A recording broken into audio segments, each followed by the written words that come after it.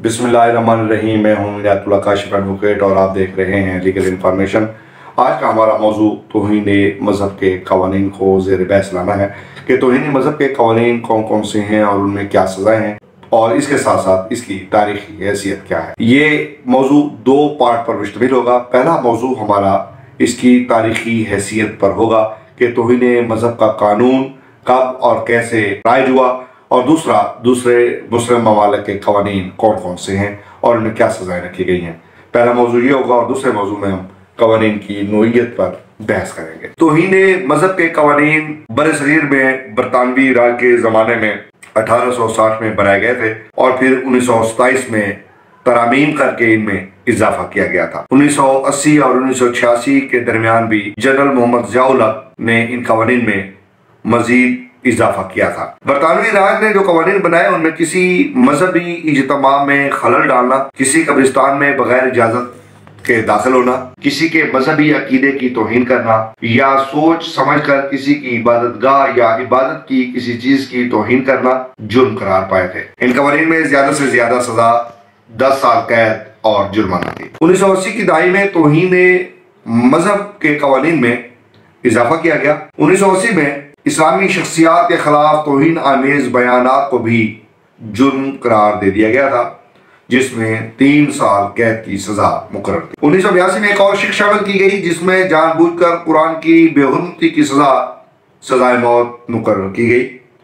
1986 में पैगंबर इस्लाम सल्लल्लाहु अलैहि वसल्लम की तौहीन की सजा भी सजाए मौत या उम्र कैद रखी गई। National commission for justice and peace के मुताबिक 1987 से लेकर अब तक 633 मुसलमानों, 494 अहमदियों, 187 ईसाइयों और 21 हिंदुओं के खिलाफ इन कवानीन के तहत मुकदमात दर्ज किए जा चुके हैं। 1980 की दहाई में तौहीन मजहब के कवानीन में इजाफा किया गया। 1980 में इस्लामी शख्सियात के खिलाफ तौहीन आमेज बयानात को भी जुर्म करार दे दिया गया था, जिसमें 3 साल कैद की सजा मुकर्रर की गई थी। 1982 में एक और शिक्षा शामिल की गई जिसमें जानबूझकर कुरान की बेहुरमती की सजा फांसी रख दी गई थी। 1986 में पैगंबर इस्लाम हजरत मोहम्मद सल्लल्लाहु अलैहि वसल्लम की तौहीन की सजा भी सजाए मौत या उम्र कैद रख दी गई। एक रिपोर्ट के मुताबिक पाकिस्तान में मजहब से मुतल्लिक जराइम की सजाओं की इब्तिदा ब्रिटिश इंडिया, जिसमें वो इलाके भी शामिल हैं जो आज पाकिस्तान है, के नौ आबादियाती दौर में हुए। उसका जवाब ये था कि हिंदुओं और मुसलमानों के दरमियान मजहबी तशद्दुद को रोका जा सके। इनमें शिक्के सेक्शन 295, 296, 297 और 298 शामिल थे, जो 1860 पाकिस्तान पीनल कोड में मुतारिफ करवाए गए थे। 295A बाद में 1927 में शामिल किया गया। जनरल मोहम्मद ज़ियाउल हक का जो ज़माना 1977 से 1988 11 साल दौर है में जो मजहबी कवानीन मुतारिफ करवाए गए हैं उनमें वाज़ेह तौर पर section 295B, section 295C, 298A 1980 में, 298B और 298C 1984 में शामिल हुई और सेक्शन 295B और 295C जनरल मोहम्मद ज़ियाउल हक के ज़माने में शामिल हुए। 1860 में जो तौहीन मजहब के कवानीन मुतारिफ करवाए गए थे उनका बुनियादी मकसद हिंदू और मुसलमानों के दरमियान लड़ाई और झगड़े को रोकना उसका बुनियादी मकसद था, और उस वक्त दो सेक्शन 295, 296, 297 और 298 शामिल थे जो 1860 पाकिस्तान पीनल कोड में मुतारिफ करवाए गए थे। 295A बाद में 1927 में शामिल किया गया था। अलबत्ता पाकिस्तान में 80 के अशरे में 1982 में, बाद 1984 में और 1986 में मजीद आर्टिकल या सेक्शन जो है वो मुतारिफ करवाए गए, जिसमें सेक्शन 295B 1982 में, 295C 1986 में, 298 1980 में, 298B और 298C दोनों 1984 में पाकिस्तान पीनल कोड में शामिल किए गए। आज पाकिस्तान पीनल कोड में सबसे ज्यादा इस्तेमाल होने वाला सेक्शन 295A मजहबी जज्बात उभारने, गम व गुस्सा फैलाने, 295B कुरान पाक की बेहुरमती करना, 295C पैगंबर इस्लाम के नाम की बेहुरमती करना और 298A पैगंबर इस्लाम के ख़ानदान, उनके साथियों या किसी भी खलीफा की बेहुरमती शामिल है। उनमें अक्सर कवानीन के तहत जब इल्ज़ाम आयद किया जाता है तो पुलिस को इख्तियार है कि वो मुलजिम को गिरफ्तार कर सकती है। किसी वारंट के बगैर मुलजिम को गिरफ्तार किया जा सकता है, यानी तमाम ऑफेंसेस जो है वो काबिल दस्त अंदाजी जुर्म करार दिए गए। जनरल मोहम्मद जिया उल हक के ज़माने में वफाकी शरई अदालत 1980 में कायम की गई ताकि वो जायजा ले सके और इस बात का फैसला कर सके कि कोई कानून या उसका पहलू इस्लामी तालीमात के खिलाफ तो नहीं है, जब तक हुकूमत सुप्रीम कोर्ट की शरीयत अपीलेट कोर्ट में कामयाब अपील नहीं करती वफाकी शरई अदालत के फैसले हतमी हैं। वफाकी शरई अदालत ने 1990 में जमात इस्लामी की एक दरख्वास्त के जवाब में फैसला दिया कि 295C के कानून के तहत सजाए मौत लाजिम है।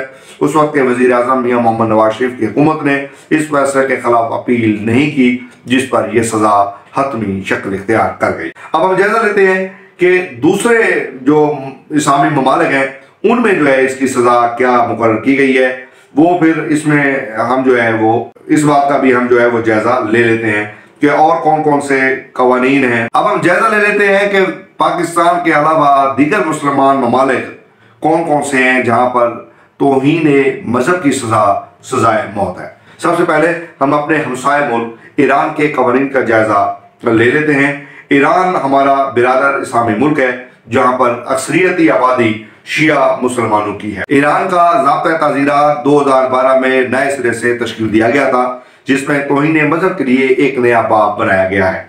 इस नए बाब में मुर्तद और तौहीन मजहब करने वाले शख्स दोनों की सजाए मौत मुकर्रर की गई है। नए ज़ाब्ते की शिक 260 में कानून के तहत कोई भी शख्स अगर रसूल खुदा या किसी और पैगंबर की गुस्ताखी का मुर्तकिब हुआ, उसे सबुन नबी तस्वुर किया जाएगा और उसकी सजाए मौत होगी। इस शिर्क के मुताबिक शिया फिरके के 12 इमामों और पैगंबर इस्लाम की बेटी की शान में तौहीन करने की सजाए मौत है। इस नए ज़ाब्ते में एक तब्दीली ये भी की गई है कि इसमें इस जुमला इस्लाम के मुक़द्दस अक़दार की तौहीन को हज़फ कर दिया गया है। अलबत्ता पुराने ज़ाब्ता ताज़ीरात की शिक 513 को अभी भी कानूनी हैसियत हासिल है, जिसमें यह जुमला बदस्तूर शामिल है। इन दोनों कवानीन में तौहीन मजहब की सजाए मौत है। इन दोनों मखसूस कवानीन के अलावा ईरानी आइन में तौहीन मजहब का जुर्म सिर्फ सबुन नबी ही नहीं बल्कि फसाद फिल अर्ज के जुमरे में आता है, लेकिन इसके तहत कोई मखसूस सजा मुतय्यन नहीं की गई है। अलबत्ता जुर्म करने वाले को सजाए मौत या जेल कैद दोनों हो सकती हैं। मिस्र के आइन में अरब स्प्रिंग के बाद 2014 में तरामीम की गई, जिनके बाद इस्लाम को मुल्क के मरकजी मजहब का दर्जा दिया गया, जबकि सिर्फ दीगर इलामी मज़ाहिब को जायज़ तस्वुर किया गया। मिस्र के ताज़ीरात के मुताबिक आइन के कानून F98 के तहत तौहीन मजहब पर मुकम्मल पाबंदी आयद है और खिलाफ वर्जी करने वाले को कम अज़ कम 6 माह और ज़्यादा से ज़्यादा 5 साल कैद की सज़ा हो सकती है। इसी तरह इंडोनेशिया 1965 में साबिक सदर सोइकार्नो ने मुल्क के आइन में तौहीन मजहब के कानून 156A के मसौदे पर दस्तखत किए थे, लेकिन इसका इतलाक 1969 में सदर सोहार्दो के दौर में हुआ। इस कानून के मुताबिक मुल्क के सरकारी मज़ाहिब इस्लाम, ईसाइयत, हिंदू मत, बुद्ध मत और कन्फ्यूशनिज्म से इनहराफ करना, इन मज़ाहिब की शान में गुस्ताखी करना दोनों तौहीन मजहब के जुमरे में आता है, जिसकी ज़्यादा से ज़्यादा सज़ा 5 साल कैद है। तौहीन मजहब के कानून के मुताबिक किसी शख्स पर मुकदमा दर्ज करने से पहले तंबीह करना जरूरी है, लेकिन अगर वो शख्स दोबारा इस जुर्म का इर्तिकाब करे तो उस पर मुकदमा चलाया जा सकता है। मलेशिया का ज़ाब्ता ताज़ीरात पाकिस्तान की तर्ज पर अंग्रेजों के बनाए हुए कानून की शक्ल में है और दोनों ममालिक में तौहीन मजहब के बनाए गए कवानीन बहुत हद तक मिलते जुलते हैं। मलेशियाई कानून के तहत शिक 295, 298 और 298A तौहीन मजहब के जराइम के खिलाफ इस्तेमाल हो सकती हैं, जिनकी मुताबिक बिलतरतीब किसी भी मजहब की इबादतगाह की बेहुरमती करना, दानिस्ता तौर पर किसी भी शख्स के मजहबी जज्बात को मजरू करना और मजहब की बुनियाद पर किसी के दरमियान फूट पड़वाना या इश्तियाल दिलाना जुर्म करार पाएगा, जिसके तहत ज्यादा से ज्यादा 3 साल कैद और जुर्माने की सजा होगी। सऊदी अरब के अंदर भी तौहीन मजहब की सजाए मौत है और सऊदी अरब में नाफिज शरई कवानीन के तहत तौहीन मजहब का इर्तिकाब करने वाला फर्द मुर्तद करार पाता है, जिसकी सजाए मौत मुकर्रर है। 2014 में हुकूमत ने दहशतगर्दी से निपटने के लिए नया कानून जारी किया, जिसमें लादीनियत को भी दहशतगर्दी करार दिया गया है। उम्मीद है आज की वीडियो आपको पसंद आई होगी। आइंदा वीडियो इंशाअल्लाह पाकिस्तान के अंदर मौजूद पाकिस्तान पीनल कोड के इस चैप्टर पर हम एक मुकम्मल वीडियो जारी करेंगे। वीडियो देखने का बहुत शुक्रिया।